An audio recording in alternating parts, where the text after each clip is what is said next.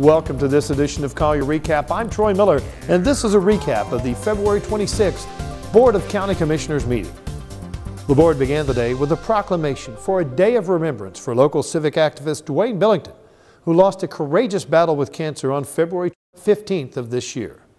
He was a frequent participant at county meetings and well known for his passionate commitment to causes benefiting the Golden Gate community and Collier County, and was a staunch fighter for truth, transparency, and fiscal responsibility. His dedication to numerous civic associations, as well as the Golden Gate Frontier Days Festival, the local chapter of Veterans of Foreign Wars, and the Golden Gate Community Center, displayed his devotion to the community. He leaves behind his son Jason, daughter-in-law Tiffany, grandson Cody, and the many friends who will continue to champion his causes with equal passion. The board unanimously adopted the proposed fiscal year 2014 budget policy, which is that framework that the county staff uses to prepare the FY 2014 budget. Once again, the budget office is using a millage-neutral policy. Each year, in February, we go to the board with budget guidance, and the guidance this year was millage neutral, and we're doing the millage neutral rate for the 5th straight year now. Last year we got a taxable value increase slightly, about 0.5%. We're hoping this year that it's going to be a little bit higher than that, although we're projecting a flat, for budget planning purposes, a flat taxable value scenario. That'll help us as we go into the budget process, and specifically the next stage of this, which is the June workshops.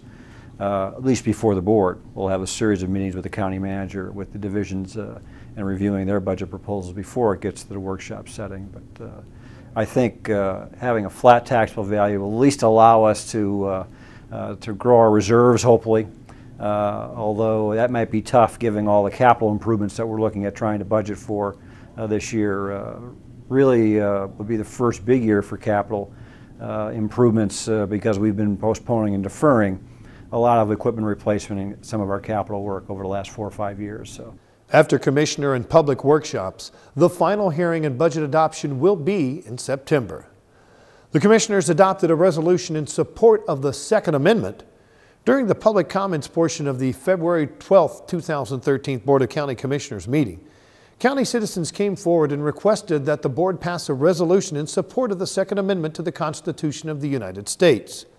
The resolution reads, in part, the board formally declares its continued support of the Second Amendment to the Constitution of the United States, that we hereby affirm that we will not assist, support, or condone any unconstitutional infringement of that right, and that we call upon the governor and the Florida legislature to lawfully use all of its powers to resist or overturn any federal gun control measure that violates the right of the people of the state, Collier County, to keep and bear arms.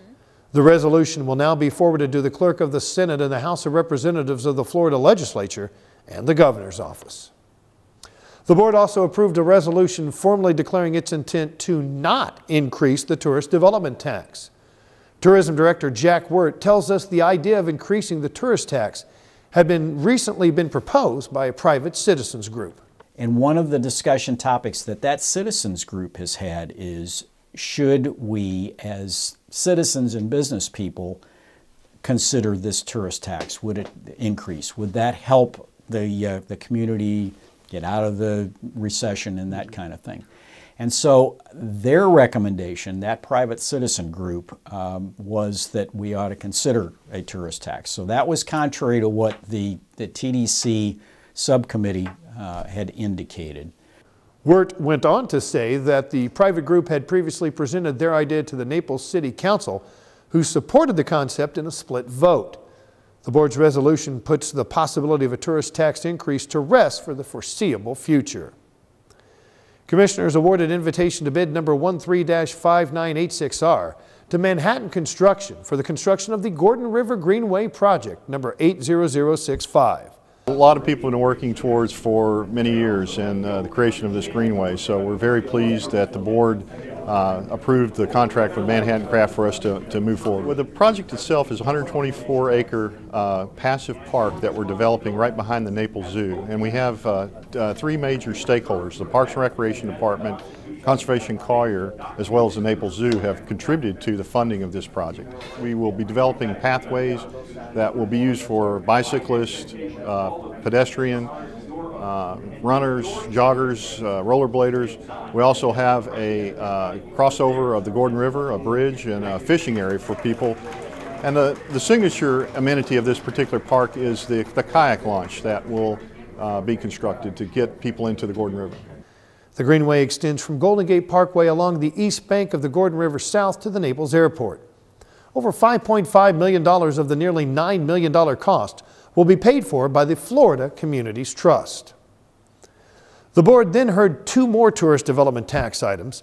The first was a proposed reallocation of current tourist development tax funding to increase destination marketing efforts and the annual accumulation of reserves for major beach renourishment.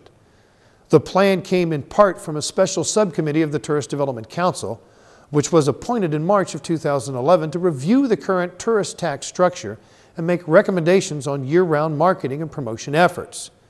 The proposals both increase the allocation for promotional activities and beach renourishment through decreases to beach park facilities and county museum funding.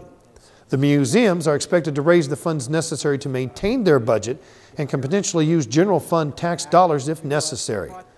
The board approved the changes that resulted in additional marketing and promotion dollars of more than $1.9 million. The second recommendation was to approve recognition of additional uncommitted FY12 carry-forward funds up to $450,000 and all necessary budget amendments for additional destination marketing efforts and tourism department staff. The board approved $100,000 each for the two marketing efforts and asked for more information before approving any additional staff.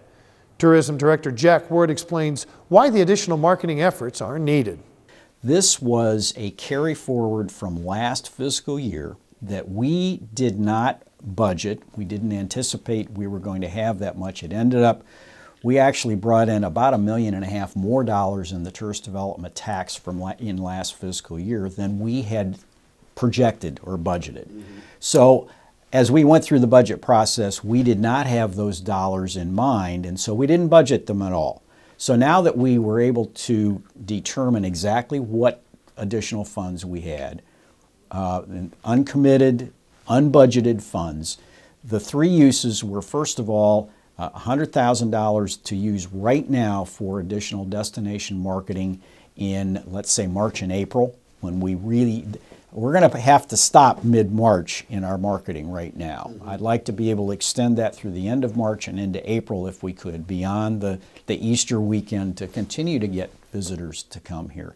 We wanted to use another $100,000 of that $450,000 to put into a special fund that we've established now. This is the third year where we can put some incentives toward a group meeting planner that's considering our destination, and if we can enhance that offer to bring that meeting here by perhaps sponsoring an opening reception or helping them with transportation around the destination or from the airport, that has really proved very effective. So we want to put $100,000 toward that effort to be able to extend it out into future years, because planners are often looking into 2014, 2015 to bring a meeting, and I don't have any funds to do that.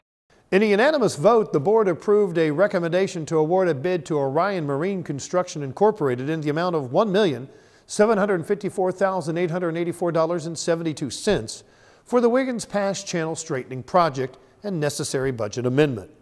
We spoke with Coastal Zone Management's Gary McAlpin to get an understanding of the project. We have dredged Wiggins Pass approximately 13 times in the last 20+ years. And we had been dredging it on a 2-year basis. Now the interval is compressed to about every 18 months. We're seeing boater safety issues, and we're seeing conservation damage, habitat damage on to Barefoot Beach in the north side where the mangroves are.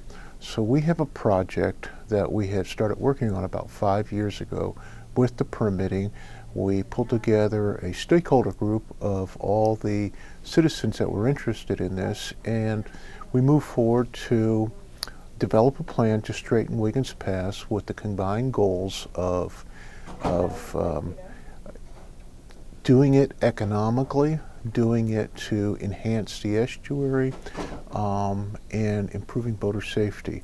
Wiggins Pass has been maintenance dredged 13 times over the last 20+ years. Historically, the pass had been dredged every 2 years, but recent trends have the channel filling in every 18 months to unnavigable conditions. The board heard a recommendation to approve the Atkins North America peer review of the Coastal Planning and Engineering Volume Design for the 2013/2014 beach renourishment project and approve the proposed project bid form and bidding approach. The board decided to postpone the peer review to allow them more time to examine it. After some changes, the board unanimously moved forward with the bidding process. They asked us to move forward, directed us to move forward with the bidding of the project and to try to work with other municipalities to see if there's fixed cost savings that we could enjoy if we coordinated our projects. Relative to the peer review, some issues have come up recently about the concern for some of the 2006 data, the design template, and then the as-builts. So we want to nail that down and get that resolved before we present anything back to the Board of County Commissioners. The last major beach renourishment took place in 2006. Clerk of the Circuit Court Dwight Brock gave a presentation regarding 3 separate audits regarding the Marco Island Executive Airport, Parks and Recreation Immokalee Payroll, and Parks and Recreation Immokalee Sports Complex. In March, the board will hear management responses to the audit findings, including recommendations for system improvements. That's all for this edition of Collier Recap, your recap of Board of County Commissioners meetings. Now, if you want to review all or part of any county commission meeting, visit colliergov.net and click on the video archive section. Once in the archive section, select the meeting you want to review. Now, for BCC meetings, you can use the convenient drop-down menu to select and jump to any item of your interest. For additional information on Collier County Government, visit our Facebook page at Collier County Government. You can also check out videos about government services at the Collier Gov YouTube channel. That's all for this edition of Collier Recap. Thanks for watching. We'll see you next time.